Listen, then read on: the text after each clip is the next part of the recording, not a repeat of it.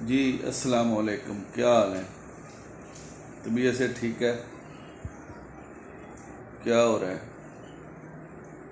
Comments کا شکریہ، کافی لوگ ٹچ ہیں ماشاءاللہ، وہ کام کر رہے ہیں انڈیا میں، پاکستان میں، بہت سٹرانگ لوگ ہیں یار، آپ محنتی بھی ہیں، محنت سے کام ہوتا ہے نا۔ 48 ورقیہ آپ نے لے لیا 1 کلو،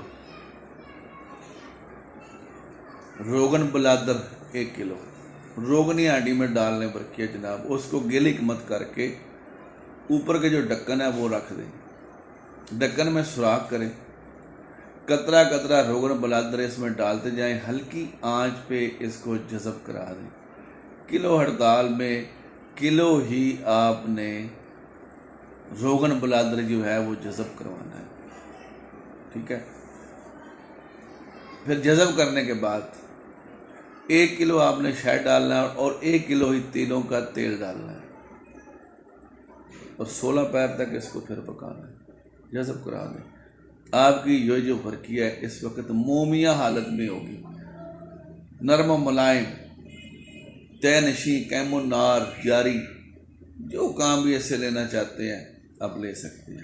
یہ میں نے کلو کا بتایا ہے، اگر آپ نے آدھا کلو کرنا ہے، پاؤ کرنا ہے، آدھ پاؤ کرنا ہے، اسی حساب سے جو روغن بلادر ہے اس کو کم کر لیں، جو شہد ہے اس کو کم کر لیں، اور جو روغن کنجد ہے، تلوں کا تیل ہے، اس کو کم کر لیں۔